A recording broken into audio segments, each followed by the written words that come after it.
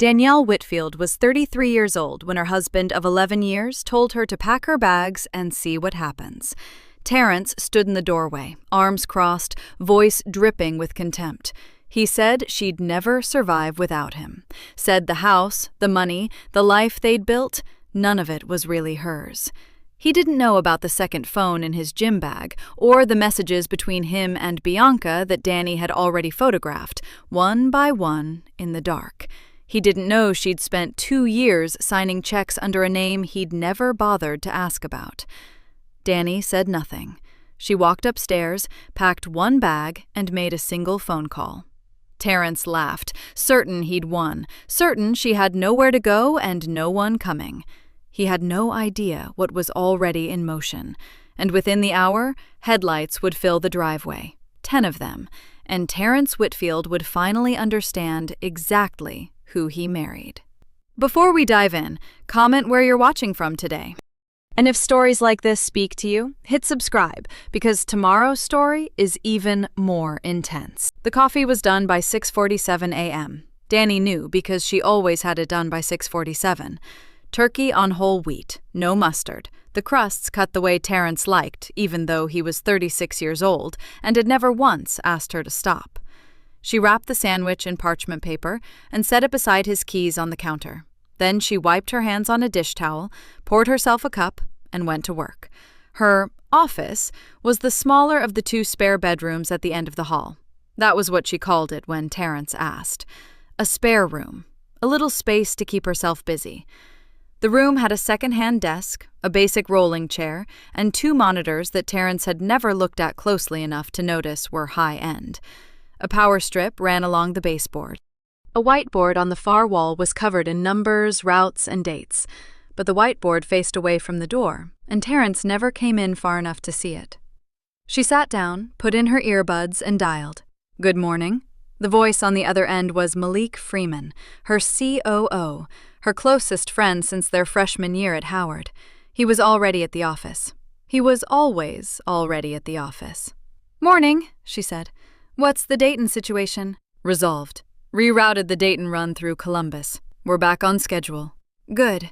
And the Henderson contract?" "Signed and filed. 42 trucks, 18 months. Danny, that's the biggest regional contract we've landed this year." She didn't smile. She made a note. "Make sure operations knows the rollout timeline before end of week. I don't want anyone scrambling at launch." "Already sent the memo." She exhaled slowly. Outside the closed door, she could hear Terrence moving through the kitchen. Cabinets, the microwave, the particular thud of his travel mug being set on the granite too hard.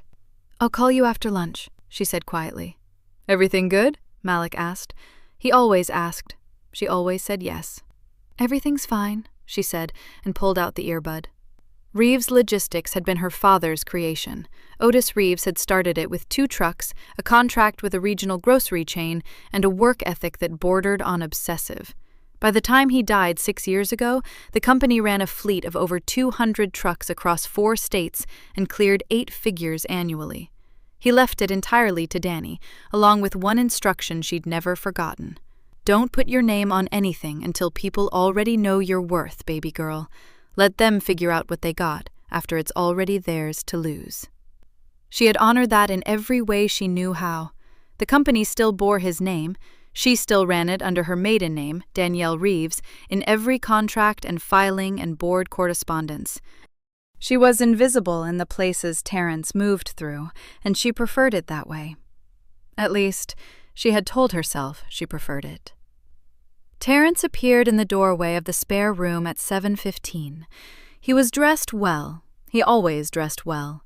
Dark slacks, a fitted gray shirt, cologne she'd bought him 2 Christmases ago. He looked at her the way he'd been looking at her for years, like she was furniture he'd stopped noticing. "You're on that thing already?" he said, nodding at the monitors. "Just catching up on a few emails." He leaned against the doorframe and checked his watch. "You know what Bianca said the other day? She said the women who stay busiest at home are the ones who peaked in their 20s. He laughed a little when he said it, like it was a joke between them. Danny looked at him. "That's an interesting thing for her to say," she replied. "She's sharp like that. Funny." He shrugged. "You should get out more, honestly. Take a class or something. You're only 33. You're not dead yet." He said it lightly. He always said things like that lightly. She nodded and turned back to her screen. He picked up his lunch from the counter 30 seconds later and was gone, the front door clicking shut behind him. The house went quiet. Danny sat with her coffee until it went cold. She checked the joint account just before noon, the way she did every few days. It was a habit left over from the early years of their marriage, when every dollar was counted and every bill mattered. It didn't serve much practical purpose anymore, but she kept the habit. She saw the withdrawal immediately. $4,700. Taken out 11 days ago in a single cash transaction from a branch across town. There was no note, no merchant name, nothing attached to it but the number and the date. She stared at it for a long moment. Then she closed the laptop, went downstairs, and started on dinner. That night, while he was in the shower, she reached into his gym bag looking for her phone charger. He'd borrowed it that morning, and she'd forgotten to ask for it back. Her hand closed around something before she found the charger. She pulled it out. It was a phone. Small, black, different from his regular one. The screen was locked. No notifications, no name on the case. Just a clean, black rectangle sitting in her palm like it had been waiting there all along. Danny stood very still in the middle of the bedroom floor. Then she slipped it into her own pocket and went back downstairs. She waited until his breathing changed. Terrence always fell asleep the same way. A few minutes of restless shifting, then stillness, then the slow, heavy exhale that meant he was gone for the night. She had learned the pattern years ago without meaning to, the way you learn things about a person when you share a bed with them long enough. She counted to 10 after the last exhale, then she got up. The bathroom was at the end of the hall. She closed the door behind her without making a sound, sat down on the edge of the tub, and held the phone in both hands under the light. She tried his birthday first. Wrong. Then the last 4 digits of his childhood home's street address, a number she'd seen him use on old accounts, back when they still shared passwords and pretended that meant something. She typed it in. The phone opened. There was one thread. Just one. The contact was saved as B. No last name, no picture. Just a single letter sitting at the top of the screen like it was nothing. Danny tapped it. The messages went back 2 years and 4 months. She read from the beginning. The early ones were careful, short. They read like 2 people testing how far they could go without saying it plainly. Thinking about you. Can't stop. Then, a few weeks later, when can I see you again? And Bianca's reply, be patient. You have to be smarter about this. Danny kept reading. By the 3rd month, the caution was gone. Terrence's messages got longer, more comfortable. He wrote the way people write when they feel safe, careless and full of themselves. Then she found her own name. She doesn't even notice, Terrence had written. Danny's been checked out of this marriage for years. She just putters around the house running her little side thing. Honestly, I think she knows her window is closing. Bianca's reply, she's what, 32? Honey, that ship has sailed. You're carrying her. Terrence, exactly. She's got nothing on her own. 0. If I walked out tomorrow, she'd fall apart. Bianca, so why haven't you? A pause in the thread. 30 minutes between messages. Then Terrence again. Timing. I'm not walking away with nothing. But soon. Danny looked up at the wall above the towel rack. The grout between the tiles was slightly off-white. She had recaulked that seam herself 2 summers ago. She looked at it for a moment. Then she looked back at the phone. She kept reading. Expired. That was the word he used. 11 months ago, in response to something Bianca said about a woman at their office, Terrence had written, reminds me of Danny. You know the type. Pretty enough when you married them, but you wake up one morning and it's just expired. Like food you forgot about. Bianca had sent back a laughing emoji and then, you need to keep her comfortable and in the dark until you're ready. Don't give her a reason to start asking questions. Terrence, Trust me, she doesn't ask questions. That's the one good thing. Bianca again, 3 weeks later, in a thread about money. Just don't let her near the accounts. Keep her thinking everything's fine. I'll help you figure out the timing. Danny sat with that one for a moment. Then she went back further and read it all again from the top, more slowly this time. She didn't cry. She noticed that about herself, the way you notice something from a distance. There was a tightness in her chest, high and sharp, like a wire pulled too far. But her eyes stayed dry. Her hands were steady when she opened the camera app and began photographing the screen, one message at a time, slow and methodical, working her way through 2 years and 4 months of a man who had smiled at her across the dinner table and called it a marriage. She photographed all of it. When she was done, she checked the photos, confirmed they were clear and legible, and closed out of the thread.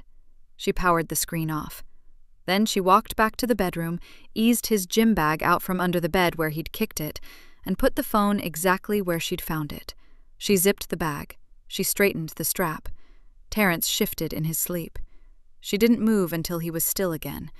Then she went downstairs, through the kitchen, and into the garage. She sat in the driver's seat of her car without turning it on. The garage smelled like motor oil and the faint memory of her father's workshop. She dialed Malik's number. He picked up on the second ring. "Hey, what's wrong?" "Nothing yet," she said. "I need you to freeze the shared credit lines, the ones tied to the Reeves accounts that he doesn't know exist." A beat of silence. "Done by morning." "And I need you on standby. I don't know the timeline yet, but be ready." "I'm always ready," Malik said. "Danny." "I'm fine," she said. "Go back to sleep." She hung up and sat in the dark. She was not going to walk upstairs and wake him. She was not going to throw anything or say anything or give him the satisfaction of watching her break. She was going to let him keep talking. She was going to let him show her every last piece of who he was. And then she was going to decide what to do with all of it. She made his plate the same way she always did, rice on the left side, nothing touching. She had learned that in the first year of their marriage and never stopped doing it, even now, even after everything she had read in that bathroom 2 nights ago. She set the plate in front of him. She poured his water. She sat down across from him and picked up her fork. Terrence looked at her. She could feel him looking. She kept her eyes on her food. "You're quiet," he said. "I'm eating," she said. He made a sound low in his throat, not quite a laugh, more like a dismissal. He picked up his fork and moved his food around the plate, and she could feel the energy coming off him, restless and looking for somewhere to land. "You've been weird all day," he said. "What's your problem?" "I don't have a problem." "You've barely said 10 words since I got home." She looked up at him then, just briefly, just long enough. "I said hello when you walked in." "That's not what I mean." She looked back down at her plate. That was all it took. She watched it happen from the corner of her eye. His jaw tightened, his shoulders pulled back, and the restlessness in him shifted into something harder. "This is what you do," he said. "You get into one of these moods, and you make everything miserable, and then I'm supposed to just sit here and guess what I did wrong." "I didn't say you did anything wrong." "You didn't have to say it." He pushed his plate forward an inch, the way he did when he wanted to signal that something was more important than eating. "You've been walking around here like I owe you something, like you're doing me some big favor by being in this house." Danny said nothing. She took a sip of water. "You don't have a job, Danny." His voice dropped in a way that wasn't quieter. It was more deliberate, more aimed. "You sit here all day in your little office, playing with your little spreadsheets, and I come home after an actual workday, and you want to give me cold shoulders and silent treatment? For what?" She set her glass down carefully. "I'm not giving you a silent treatment. I'm having dinner.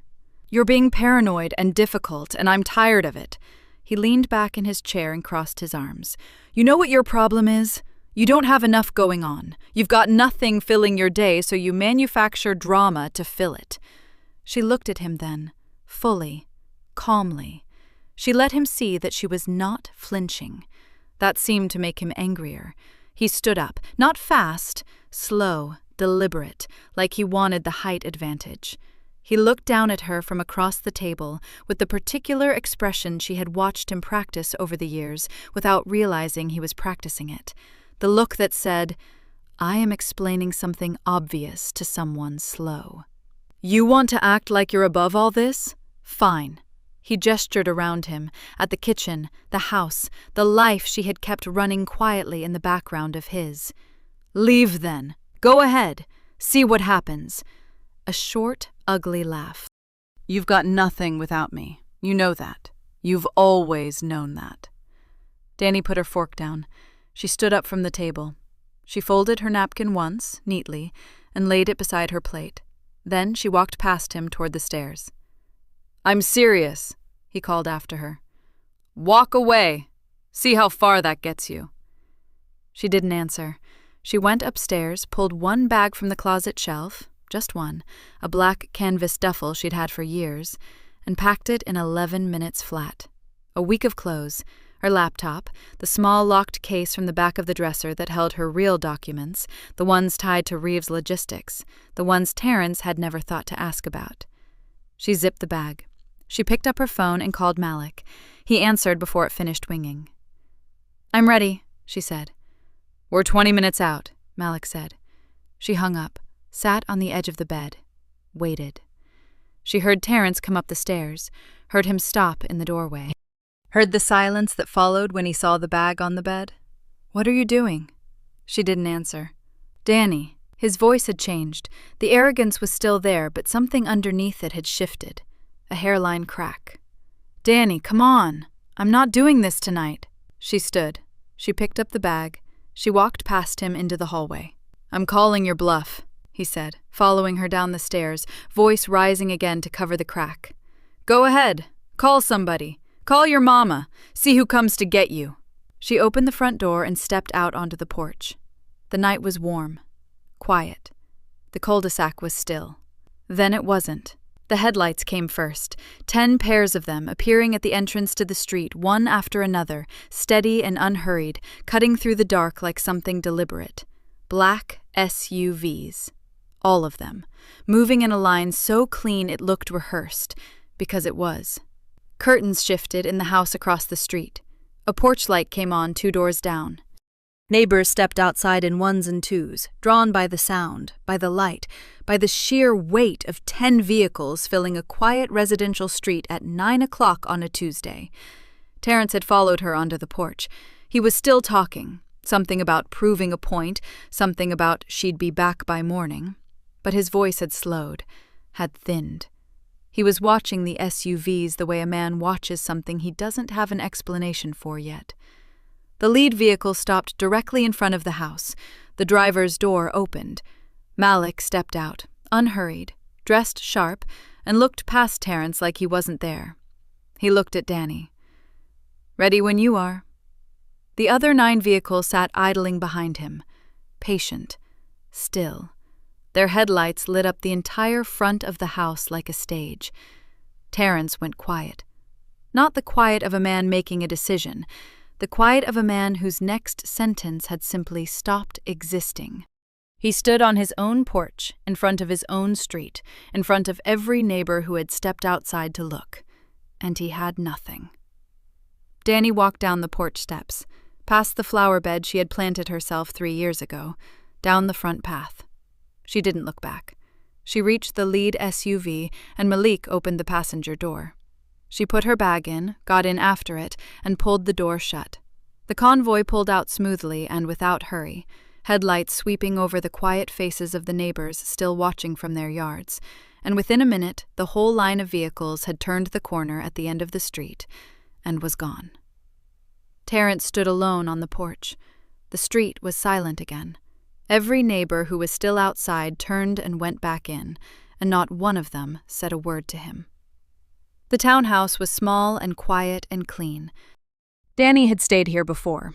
Once after a late board meeting, once during a winter storm that shut down the highway between the office and home. It belonged to the company. 3 bedrooms, neutral walls, furniture chosen for function. Nothing on the counters, nothing personal. She woke at 6 without an alarm, the way she always did. She lay still for a moment and looked at the ceiling. The light coming through the blinds was pale and early, the kind that hadn't decided what it wanted to be yet. She could hear a truck somewhere in the distance, a big one, diesel engine, the long, steady pull of a load on the highway. She recognized the sound the way other people recognize birdsong. She got up, made coffee, showered, and dressed. By 7:15, she was at the small dining table with her laptop open and a legal pad beside it, and she felt not good exactly, but steady, like a ship that had been listing for 2 years and had finally been righted. Malik arrived at 8, with his laptop bag over one shoulder and 2 paper cups from the coffee shop 2 blocks over. He set one in front of her without being asked. "Kamara's on her way," he said, meaning the accountant. "She said 10 minutes. Danny nodded. She wrapped both hands around the cup. Malik sat down across from her and opened his laptop. He didn't ask how she was doing. He didn't say anything about last night. That was one of the things she had always valued about him. He understood the difference between support and noise. He was there. That was enough. Kamara Osei arrived at 8:12 with a leather folder tucked under her arm and the particular expression she wore when numbers had told her something she hadn't wanted to find. Danny had seen that look twice before. Once when a vendor had been padding invoices for 18 months. Once when a fleet manager had been running personal jobs on company trucks. She knew what that face meant. It meant the number was going to be worse than expected. They sat. Kamara opened the folder. "I want to start with the joint accounts," she said, "because that's where the pattern is clearest." She laid 3 printed pages on the table, clean columns, dates on the left, amounts in the middle, notations on the right. Danny pulled the first page toward her and read it the same way she read every financial document, carefully, from the top, without skipping to the total. The withdrawals started 26 months ago. Small at first, 200 here, 300 there, easy to miss, easy to explain away as gas or groceries or some work dinner he'd forgotten to mention. But by month 4, they had grown. By month 8, they were consistent. By the end of the first year, there was a pattern so clear it might as well have had a name on it. "Hotels," Kamara said, pointing to a cluster of charges. 3 different ones, all in the metro area. Recurring. She turned to the second page. "These are transfers to a secondary account we traced back to him. It's in his name only, opened about 2.5 years ago." She paused. "He's been using it to make payments." "What kind of payments?" Malik asked. 2 categories. Kamara set a finger on the page. Personal debts, credit cards, a small loan, and then these. She pointed to a separate column. Consistent transfers to a Venmo account. Same amount, almost every 2 weeks. Danny looked at the notation beside those transfers. The account name was listed. She recognized the initials. She said nothing. She turned to the third page. "Total siphoned from shared accounts over 26 months, Kamara said. She let the number sit there without dressing it up. Roughly $41,000. The room was quiet. $41,000. Taken slowly, carefully, in amounts small enough not to trigger a flag, over more than 2 years. Not a moment of weakness. Not a bad decision made once in the heat of something. A plan, patient and deliberate, and funded the entire time Terrence had sat across from her at dinner and called her useless. The entire time he had complained about her little spreadsheets and her nothing job. He had been stealing from their shared accounts to pay for hotel rooms and to keep Bianca Sinclair comfortable. Danny set the third page down. She straightened it so its edges lined up with the table. "I want all of this documented formally," she said. Her voice was even. "Every transfer, every withdrawal, every payment. Dates, amounts, destination accounts. I want it packaged as a legal exhibit." Kamara nodded and made a note. "Nothing moves publicly," Danny continued. "No alerts, no account flags that would show up on his end. He doesn't know we have this. He doesn't know anything until I decide he does." "Understood," Kamara said. "And I want the full asset inventory started today.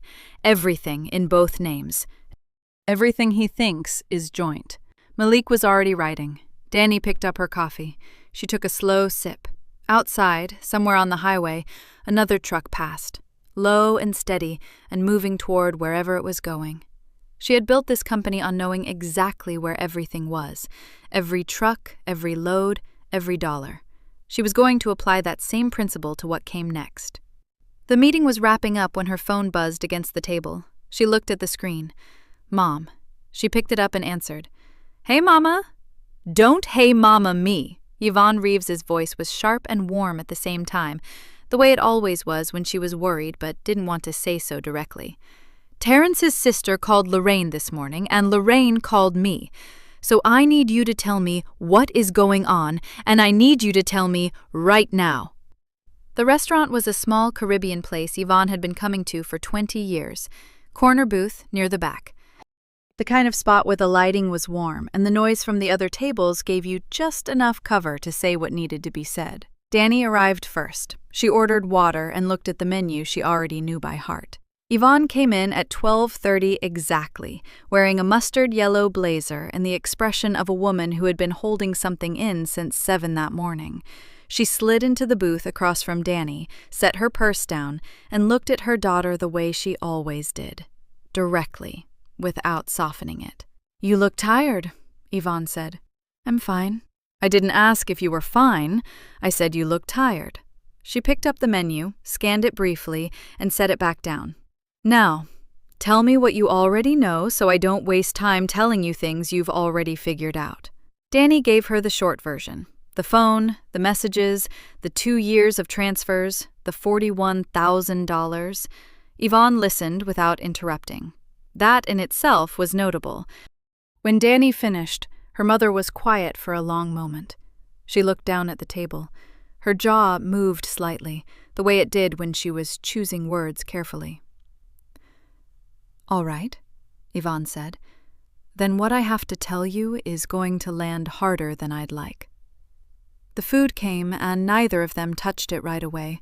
Yvonne laid it out plainly, the way she did everything. Terrence's sister, Renata, had called their mutual friend Lorraine that morning, trying to get ahead of something. Apparently, Renata had been nervous ever since the convoy.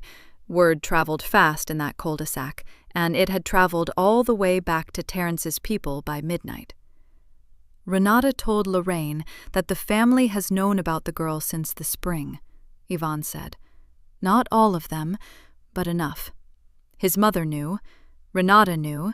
His cousin Marcus, who you sat next to at Thanksgiving, knew. Danny was still. "They covered for him at the cookout in July," Yvonne continued. "You remember when you asked where Terrence went for 20 minutes, and his mother said he was helping Marcus with something in the car?" Danny remembered. She had thought nothing of it at the time. She had been in the kitchen helping lay out the potato salad. "He was on the phone with her," Yvonne said. "His mother knew it and said nothing." The table was quiet except for the low hum of conversation around them. Somewhere nearby, a child laughed at something. Danny picked up her fork. She set it back down. It was one thing to be betrayed by a husband. That was its own kind of pain. Sharp, personal, the kind that lived in the chest. But this was different. This was Renata hugging her at Christmas and asking about her health. This was Terrence's mother calling her baby at Easter and filling her plate. These were people she had cooked for, driven to doctor's appointments, sent birthday cards year after year. People who had looked her in the face and smiled while carrying his secret like it was nothing. Like she was nothing. She felt something shift in her. Not break. Shift. "I want to be angry," she said quietly. "You have every right to be," Yvonne said. "I know." Danny looked up. "But I can't afford it yet." Yvonne studied her for a moment. Then something in her face softened. Not much, but enough. She reached across the table and covered Danny's hand with hers. Her grip was firm. "Your father used to say," Yvonne began, "never let anyone know your full worth before they understand your value. Danny said. You already knew what they were worth, Yvonne said. You were just waiting to make sure they knew it too. Danny nodded slowly. She looked down at her plate. The food had gone slightly cool, neither of them eating, both of them sitting in the weight of what had just been said. She thought about Terrence's mother. She thought about Renata. She thought about Bianca Sinclair coaching a man to deceive his wife from inside a shared office building, certain there was money on the other end of it. She thought about all of them, scattered across the city, each one holding a piece of what had been done to her, none of them expecting any kind of response. That was the part that needed to change. A quiet divorce would handle Terrence. Papers, lawyers, a signature on a page. Clean and invisible, the way he'd assumed she would be. But a quiet divorce would let everyone else walk away untouched. Renata, back at the next family gathering, telling the story however she wanted. Bianca, still in the same office, already angling for whatever came next. Terrence's mother, already rewriting her memory of Danny as the woman who just couldn't hold her husband. No. Danny looked at her mother. I'm not just filing papers, she said. I want everyone who was in that room, everyone who smiled in my face, to have to sit in front of the truth at the same time. All of them. Together. Yvonne was quiet. I need your help planning it, Danny said. Will you? Yvonne picked up her fork for the first time. She took a slow bite. She chewed. She looked at her daughter. Tell me what you need, she said. He called 4 times on Tuesday, twice on Wednesday morning, then once more Wednesday night, just after 10, a call Danny watched ring out on her screen without picking up. She already knew what he wanted. The tone of each missed call told its own story. The first ones clipped and defensive, as if he was still deciding whether to apologize or argue. The later ones longer, more careful. By Wednesday night, the call lasted 11 seconds, which meant he had started to leave a voicemail and thought better of it. She texted him Thursday morning. Fine, dinner, Saturday. You pick somewhere public. He responded in under a minute. He picked a steakhouse in Midtown they had been to for their 5th anniversary. Neutral ground, he probably thought. Familiar. Somewhere she might feel soft. She confirmed the time and set her phone face down on the desk. He was already there when she arrived, which surprised her. Terrence was not an early man. He was sitting at a table near the window, not the bar, which meant he had thought about this, had chosen somewhere visible and well lit, away from corners. His jacket was pressed. He had gotten a fresh cut. He stood when he saw her come through the door. Thank you for coming, he said. She sat down. You wanted to talk? The waiter came. They ordered. Terrence filled the first 5 minutes with small things, how the food looked, how long it had been since they'd been here, a comment about the weather on the drive over. He was stalling. She let him. When the waiter left, Terrence folded his hands on the table and looked at her. Danny. He exhaled slowly. I know things have been bad. I know I haven't been. He paused, working through the words like a man trying to open a door with the wrong key. I haven't been who I should have been. I know that. The last couple years, the stress from work, everything. I made mistakes. Mistakes I'm not proud of. And I need you to know I'm sorry. He looked directly at her when he said it. His eyes were steady in the way eyes get when someone has rehearsed being sincere. Danny picked up her water glass and took a sip. What kind of mistakes? She asked. Just like that. Calm. Even. A woman asking a simple question. Terrence shifted. I mean, the way I've been talking to you. Acting like you were beneath me. That was wrong. You didn't deserve that. Okay, she said. He waited for more. She gave him nothing. I've been thinking, he continued, filling the silence on his own, about what I want. What we could get back to. I know I said things I can't take back, but I don't believe that's the whole story of us. She nodded slowly. What do you think the story of us is, Terrence? He blinked. Then he smiled, the careful smile of a man who thinks he is making progress. Two people who started something real, he said, who can get back to real if they both want to. He never said Bianca's name, not once. She watched him talk. He laid out the version of events he had built for himself, vague on specifics, heavy on feeling, full of words like pressure and lost track and I got caught up. Caught up in what? He never said. He was a man confessing to the shape of a crime while carefully leaving out every detail that would name it. And she listened. She nodded in the right places. She asked small questions that gave him room to talk. When did things start feeling that way? And what did you think was missing? The kind of questions a woman asks when she is trying to understand or trying to forgive. He leaned forward. He reached across the table and touched her hand. "I miss you," he said. "I miss us." She looked at their hands for a moment. Then she looked up at him. "I hear you," she said.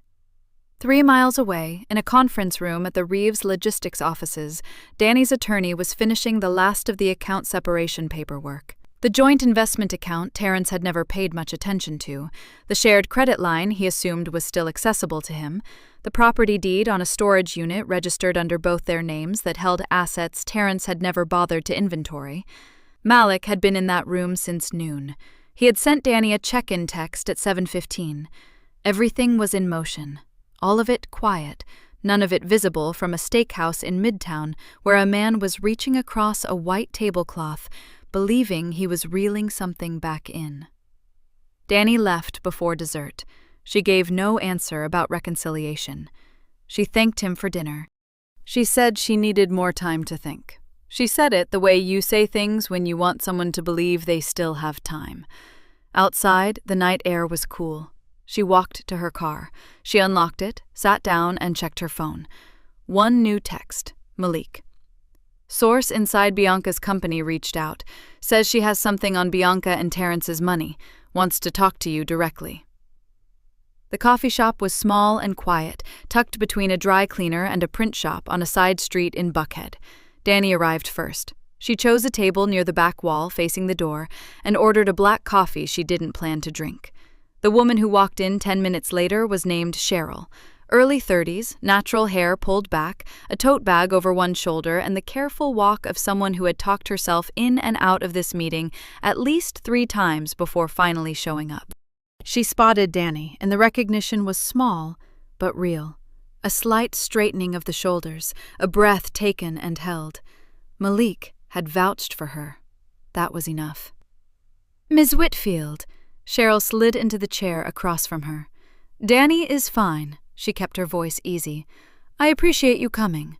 Cheryl set her bag on the floor and folded her hands on the table. "I want you to know I'm not here to cause drama," she said. I've been watching the situation at work for a while now, and when your guy reached out, it felt like the right thing to do." "I hear you," Danny said. "Tell me what you've seen." Cheryl glanced toward the door once, then back. "Bianca has been talking. Not to everyone, she's too careful for that, but to a small group of us, people she trusts." A pause. "People she thinks she can trust." Danny waited. "She's been saying Terrence is about to come into real money once his divorce settles, not just like a savings account or whatever. She's been talking about it like a payout." Cheryl lowered her voice. "She told one of our coworkers that Terrence has been underselling himself for years, that his wife has been sitting on assets he helped build, and that once he's free, he'll finally get what he's worth." The coffee cup sat untouched between Danny's hands. "How long has she been saying this?" Danny asked.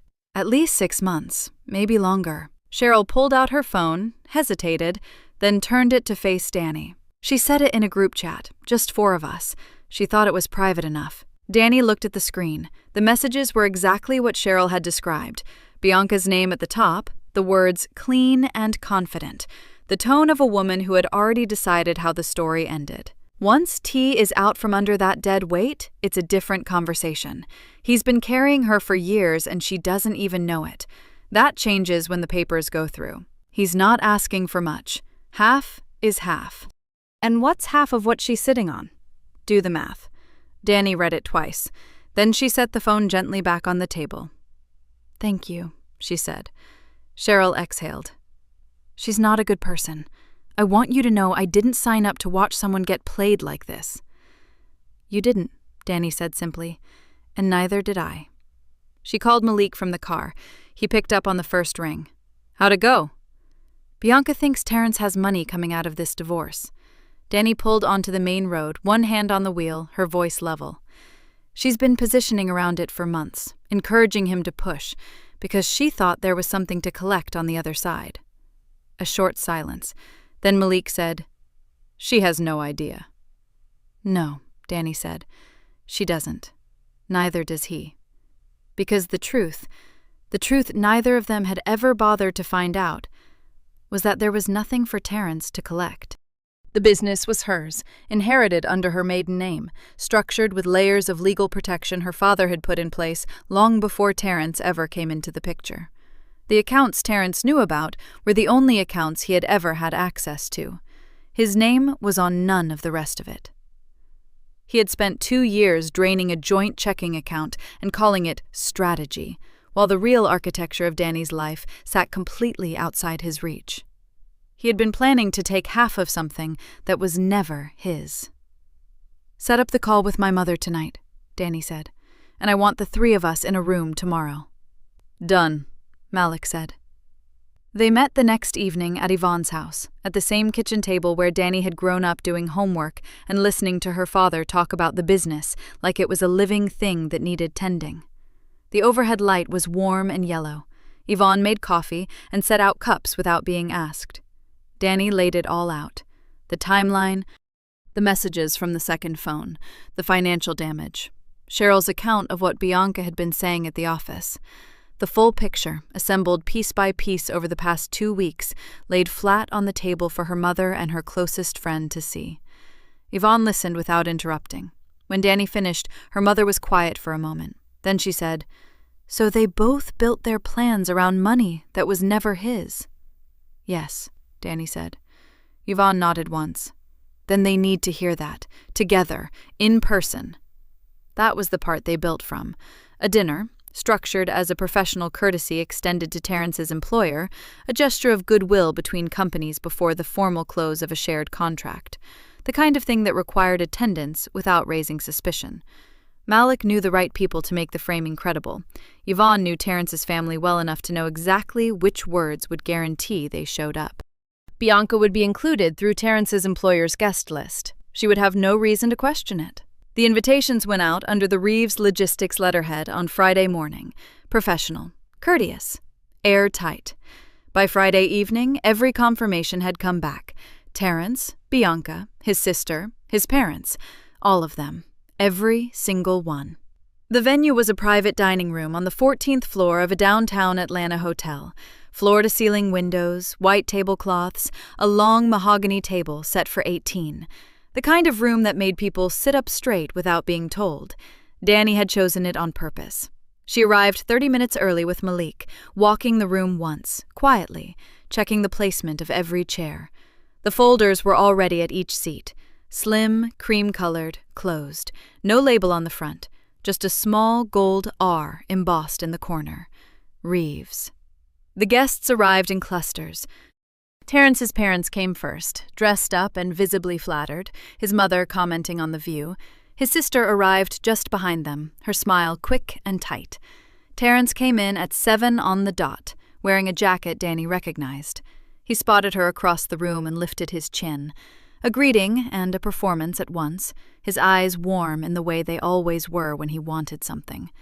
Bianca entered with 3 colleagues from her company, all of them already talking, already laughing.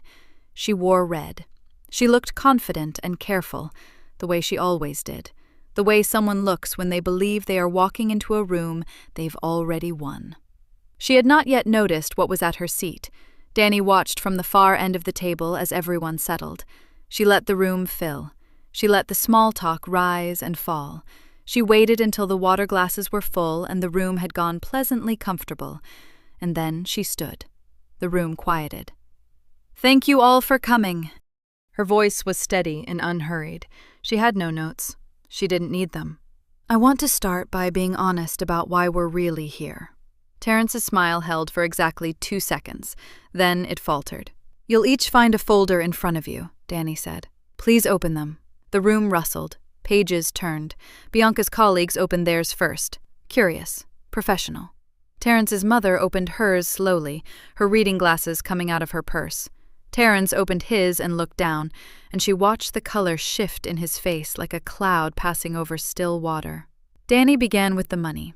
She walked the room through the withdrawals. 2 years of steady drainage from the joint accounts, documented with dates and amounts, cross-referenced with hotel records, restaurant charges, and a series of payments that traced back directly to debts Bianca had accumulated before the affair began. She kept her voice even. She did not raise it. She stated figures the way her accountant had stated them to her, plainly, without drama, because the numbers were dramatic enough on their own. This is not a misunderstanding, she said. This is a pattern. It started in January of the year before last, and it did not stop. Terrence's father set down his folder. She moved to the affair timeline next, not the messages themselves, not yet, but the shape of it, the dates, the overlap with family dinners, with holidays, with the moments she had sat across from every person in this room and been smiled at. She let that sit for a moment. She watched Terrence's sister look down at the table. Then Danny said, 6 months ago, Terrence retained a private attorney. The purpose of that consultation was to explore having me declared financially irresponsible, to build a legal record that could give him leverage in a future divorce filing. The room went still. This means that before he ever looked me in the eye and told me to leave, Danny said, he had already decided I was going. He was building the case before he'd worked up the nerve to say it out loud. Terrence opened his mouth. I'm not finished, she said, simply, quietly. He closed it. She turned slightly down the table. Bianca. Bianca's chin lifted. Her expression was controlled, but her hands, flat on the table, had gone very still. Danny slid a single printed page from her own folder and held it up, not with anger, just with the steady precision of someone laying down the final card in a hand they'd been holding for a long time. These are messages you sent to Terrence over the course of 14 months, Danny said. Some are about the affair. Some are instructions, how to explain certain charges, what to say to keep me from asking questions, how to manage the timeline. She paused. A few of them are about me personally. Words you chose. She looked directly at the 3 colleagues seated beside Bianca. You'll find copies in your folders, she said. I thought it was important that the people who work alongside her every day have the full picture. Bianca's face went to stone. One of her colleagues, a man in a gray blazer, had already turned to a page near the back. He didn't look up. The silence in the room was total. No one moved. No one spoke. Terrence sat with his hands clasped in front of him, his knuckles pressed white, looking at a spot on the tablecloth like it might offer him a way out. It didn't. Danny closed her folder. She set it down flat. She looked around the table, at all of them, every face, and her voice, when she finally spoke again, was calm and complete. Thank you for coming. She pushed back her chair, stood, and walked out. The fallout didn't happen all at once. It happened the way water damage happens, quietly, behind the walls, until the whole structure is soft. Danny made the first call on a Tuesday morning. She sat at her desk in the Reeves Logistics offices, the Atlanta skyline flat and gray through the window behind her, and she dialed the main line for Hargrove and Bell, Terrence's employer. She asked for the VP of Partnerships. She had worked with him twice before through Reeves contracts, and he recognized her name immediately. Her maiden name, her real name, the name on the contracts that moved 12% of his company's regional freight volume. Ms. Reeves, he said, and there was already something careful in his voice, like a man who had read the room at the dinner and was still thinking about it. I wanted to call personally, she said. As of the end of this quarter, Reeves Logistics will be moving our freight contracts to a new vendor. A pause. I see. I appreciate the years of service, she said. This is a business decision. She hung up before he could ask questions she had no interest in answering. By Thursday, Terrence had been called into HR. By Friday afternoon, his position had been eliminated. His company email stopped working at 4:47 p.m. She knew the exact time because Malik told her, and Malik knew because he had sources everywhere. And sources talked. At Bianca's company, the consequences moved differently. They moved through people, through whispers at the coffee station and sideways glances in the elevator and conversations behind closed conference room doors. Her colleagues had opened those folders at the dinner. They had read what she wrote. They had seen the messages where she coached Terrence line by line, where she called Danny a liability and laughed about it, where she told Terrence, "Just keep her comfortable. Comfortable women don't ask questions." They had read it, and then they had gone back to work the next morning and looked at her differently. The promotion she had been quietly positioning herself for, 18 months of careful maneuvering, the right lunches, the right visibility, was announced 2 weeks after the dinner. It went to someone else. Her manager delivered the news briefly and moved on, offering no explanation she could argue with. She tried to act unbothered. She sat at her desk and kept her face neutral and sent professional emails. But the room had shifted around her in the way rooms do when everyone knows something and no one has to say it out loud. She stopped hearing about happy hours after work. She stopped being CC'd on things she used to be CC'd on. The easy confidence she had walked into that dining room with, the red dress, the laughter, the certainty that she was walking into a room she'd already won, had nowhere left to land. She had bet on Terrence's money. There was no money. Yvonne handled Terrence's family the way she handled most things, without a scene and without a single wasted word. She met his mother for coffee, just the two of them, at a quiet place near Yvonne's neighborhood, on a Thursday morning when the place was mostly empty. She let his mother talk first. She let the woman offer the explanation she had clearly been rehearsing, the half-apologies and the justifications, and the careful version of events where everyone had meant well and no one had really done anything wrong. Yvonne listened. She drank her coffee. She set the cup down. "I know you knew," she said, "and I know you sat across from my daughter at Christmas with that knowledge and smiled at her. We don't need to argue about it." Terrence's mother opened her mouth. "We're done," Yvonne said. "I'm not angry. I'm just finished. There's a difference." She left the check, picked up her purse, and walked out. She did not call again. She did not answer when they called her. There were no scenes. There was no door slamming. There was only the permanent, quiet closing of something that should have been closed a long time ago. Terrence called Danny 3 weeks after the dinner. He didn't beg. She had expected him to beg, but he didn't. He sounded smaller than that, deflated, like a man who had finally stopped performing and had nothing underneath the performance. She agreed to meet him. 20 minutes, a coffee place near her office, a Tuesday at noon. He was already seated when she arrived. He looked like a man who hadn't been sleeping. His jacket was wrinkled. He had aged, somehow, in less than a month. She sat down and ordered water and looked at him. "I lost my job," he said. "I know." "Bianca." He stopped, pressed his mouth together. "She's not returning my calls." Danny said nothing. He looked at his hands. "I don't know what I was thinking." "Yes, you do," she said. "You were thinking I had nothing. You were thinking that made you safe." He didn't answer. "You spent 2 years building a case to leave me with nothing," she said, "and you never once asked yourself what I actually had." She paused. "That's not a mistake, Terrence. That's arrogance. And arrogance doesn't get forgiven.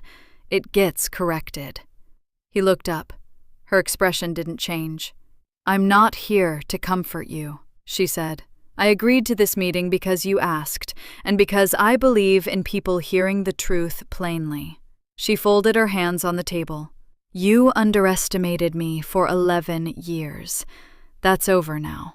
She stood, set a 20 on the table for the water she hadn't touched, and left. The divorce was finalized on a Thursday in late October. Danny's legal team had spent weeks quietly, methodically separating every account, every asset, every joint holding that Terrence had assumed would belong to both of them.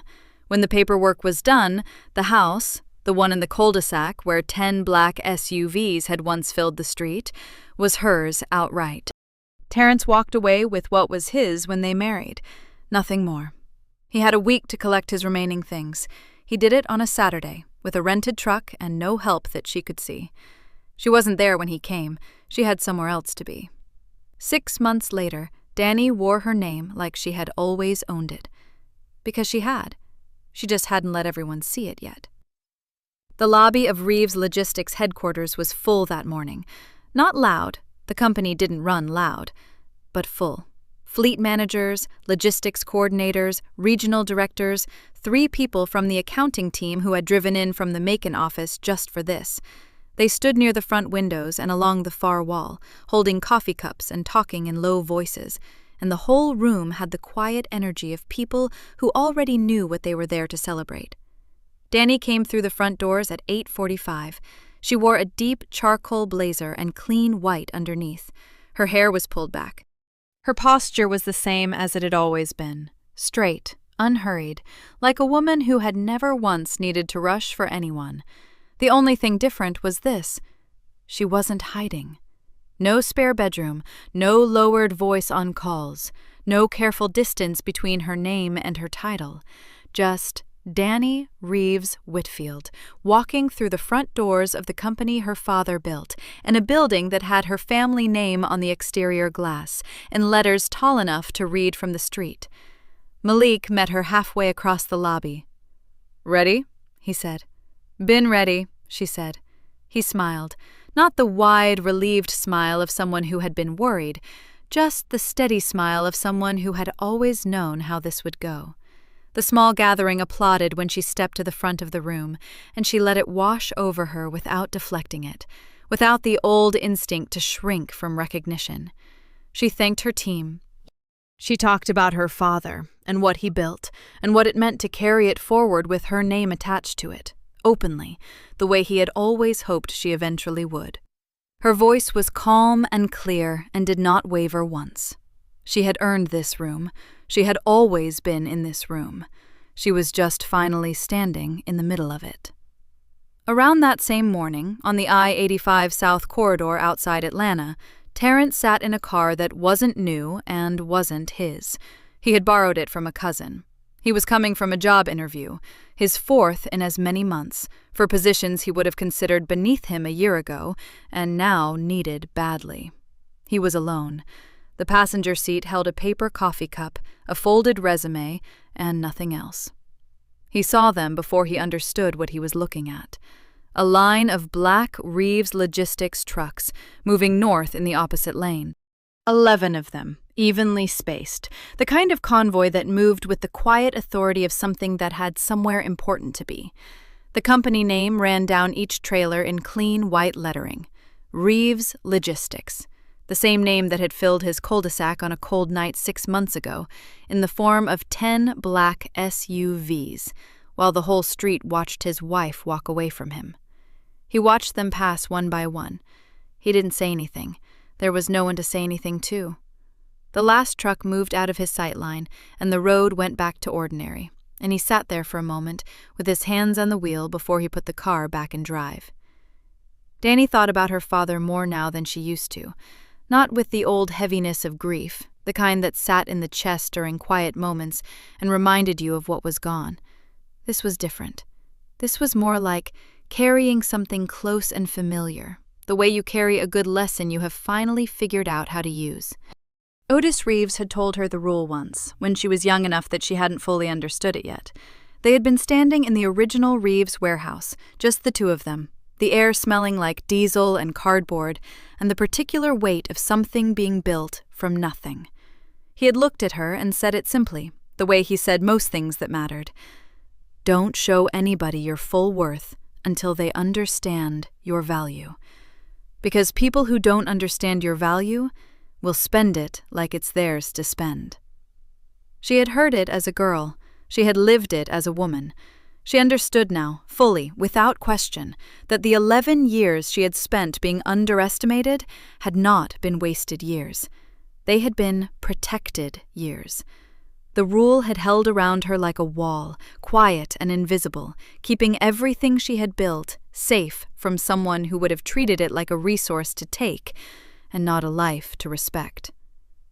Terrence had never understood her value, so she had never shown him her worth. And when he finally dared her to leave, when he handed her the door and told her she had nothing, she had walked through it, carrying everything. On a Saturday afternoon in late April, she drove past the old neighborhood. She wasn't looking for anything. She was on her way to her mother's house, and the route took her through the cul-de-sac without much detour, and she decided without deciding to take it. She drove slowly past the house. It was hers, technically. The divorce had given her that. But she had listed it with an agent 2 months ago and hadn't looked back. Someone else would fill it. Someone else would make it theirs. She drove past and kept going. In her rearview mirror, far back on the highway that ran parallel to the neighborhood, a line of Reeves logistics trucks moved steadily down the road, heading south, carrying freight to somewhere they were needed. She watched them for a moment in the mirror. Then she turned her eyes back to the road ahead and drove. Thank you for watching until the end. If this story meant something to you, hit subscribe and turn on notifications. I've got 2 stories on the screen that you have to watch next. Have a great day!